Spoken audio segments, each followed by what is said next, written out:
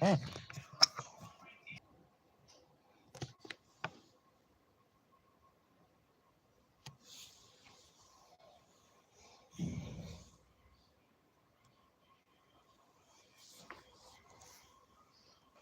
Book of Genesis, Chapter 1. In the beginning, God created the heavens and the earth. Now the earth was formless and empty. Darkness was over the surface of the deep, and the Spirit of God was hovering over the waters. And God said, "Let there be light," and there was light. God saw that the light was good, and He separated the light from the darkness. God called the light day, and the darkness He called night. And there was evening, and there was morning, the first day. And God said, "Let there be a vault between the waters to separate water from water." So God made the vault and separated the water under the vault from the water above it. And it was so. God called the vault sky. And there was evening, and there was morning, the second day. And God said, "Let the water under the sky be gathered to one place, and let dry ground appear." And it was so. God called the dry ground land, and the gathered waters He called seas. And God saw that it was good. Then God said, "Let the land produce vegetation, seed-bearing plants and trees on the land that bear fruit with seed in it, according to their various kinds." And it was so. The land produced vegetation, plants bearing seed according to their kinds, and trees bearing fruit with seed in it according to their kinds. And God saw that it was good. And there was evening, and there was morning, the third day. And God said, "Let there be lights in the vault of the sky, to separate the day from the night, and let them serve as signs to mark sacred times and days and years. And let them be lights in the vault of the sky, to give light on the earth." And it was so. God made two great lights, the greater light to govern the day, and the lesser light to govern the night. He also made the stars. God set them in the vault of the sky, to give light on the earth, to govern the day and the night, and to separate light from darkness. And God saw that it was good. And there was evening, and there was morning, the fourth day. And God said, "Let the water teem with living creatures, and let birds fly above the earth across the vault of the sky." So God created the great creatures of the sea and every living thing with which the water teems, and that moves about in it, according to their kinds, and every winged bird according to its kind. And God saw that it was good. God blessed them and said, "Be fruitful and increase in number, and fill the water in the seas, and let the birds increase on the earth." And there was evening, and there was morning, the fifth day.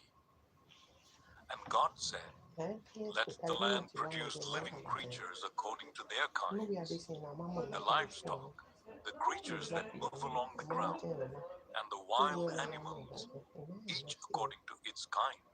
And it was so. God made the wild animals according to their kinds, the livestock according to their kinds, and all the creatures that move along the ground according to their kinds. And God saw that it was good. Then God said, "Let us make mankind in our image, in our likeness, so that they may rule over the fish in the sea, and the birds in the sky, over the livestock, and all the wild animals, and over all the creatures that move along the ground."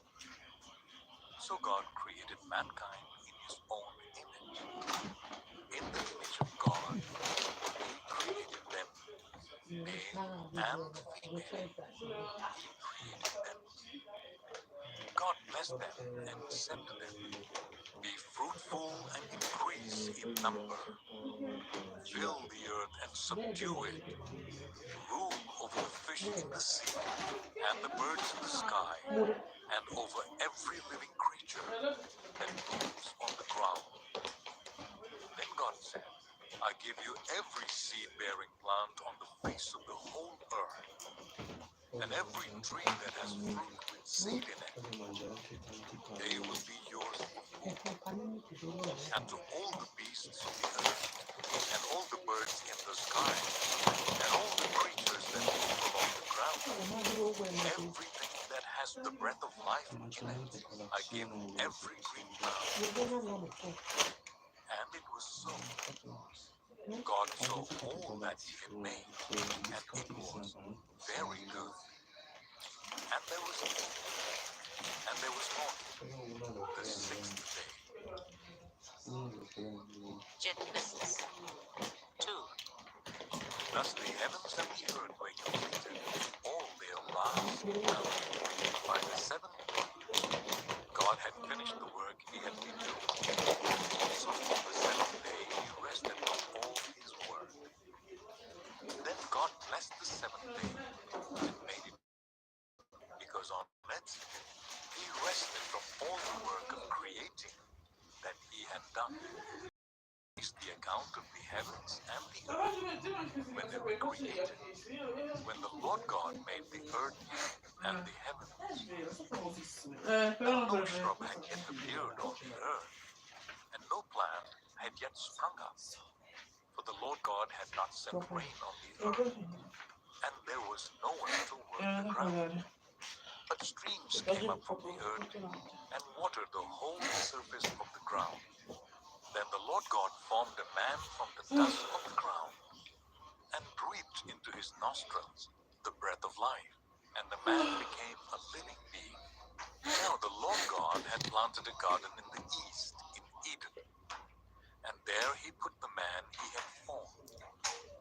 The Lord God made all kinds of trees grow out of the ground, the trees that were pleasing to the eye and good for food. In the middle of the garden were the tree of life and the tree of the knowledge of good and evil. The river watering the garden flowed from Eden. From there it was separated into four headwaters. The name of the first is the Pishon. It winds through the entire land of Havilah, where there is gold. The gold of that land is good. Aromatic raisin and onyx are also there. The name of the second river is the Gihon. It winds through the entire land of Cush. The name of the third river is the Tigris. It runs along the east side of Ashur. And the fourth river is the Euphrates. The Lord God took the man and put him in the Garden of Eden to work it and take care of it. And the Lord God commanded the man, "You are free to eat from any tree in the garden, but you must not eat from the tree of the knowledge of good and evil. For when you eat from it, you will certainly die." The Lord God said, "It is not good for the man to be alone. I will make a helper suitable for him." Now the Lord God had formed out of the ground all the wild animals and all the birds in the sky. He brought them to the man to see what he would name them, and whatever the man called each living creature, that was its name. So the man gave names to all the livestock, the birds in the sky, and all the wild animals. But for Adam, no suitable helper was found. So the Lord God caused the man to fall into a deep sleep. And while he was sleeping, he took one of the man's ribs and then closed up the place with flesh. Then the Lord God made a woman from the rib he had taken out of the man, and he brought her to the man. The man said, "This is now bone of my bone and flesh of my flesh. She shall be called woman, for she was taken out of man. That is why a man leaves his father and mother and is united to his wife, and they become one flesh.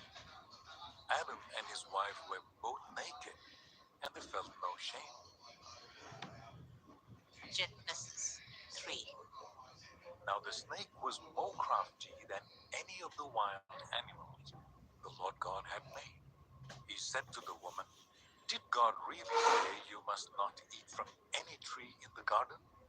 The woman said to the snake, "We may eat fruit from the trees in the garden, but God did say, you must not eat fruit from the tree that is in the middle of the garden, and you must not touch it, or you will die."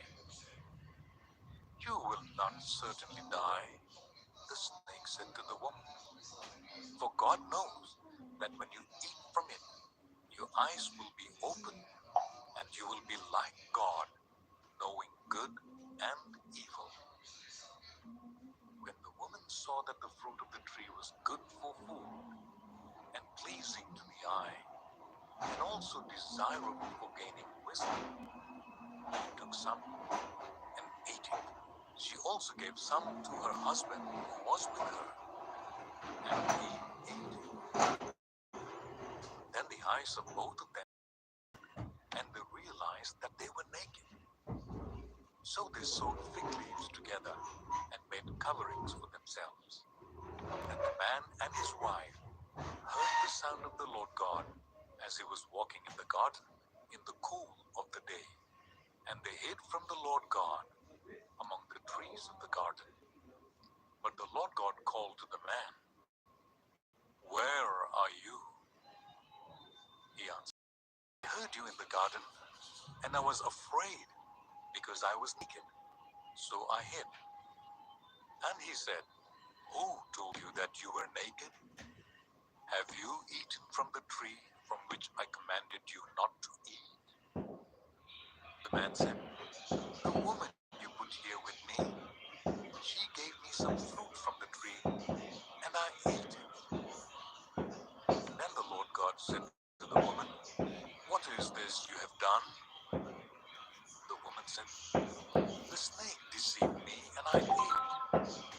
So the Lord God said to the snake, "Cursed are you above all livestock and all wild animals. You will crawl on your belly, and you will eat dust all the days of your life. And I will put enmity between you and the woman, and between your offspring and hers. He will crush your head, and you will strike his heel." To the woman he said, "I will make your pains in childbearing very severe. With painful labor you will give birth to children. Your desire will be for your husband, and he will rule over you." To Adam he said, "Because you listened to your wife and ate fruit from the tree about which I commanded you, you must not eat from it. Cursed is the ground because of you. Through painful toil you will eat food from it all the days of your life. It will produce thorns and thistles for you, and you will eat the plants of the field. By the sweat of your brow you will eat your food until you return to the ground, since from it you were taken. For dust you are, and to dust you will return." Adam named his wife because she would become the mother of all the living. The Lord God made garments of skin for Adam and his wife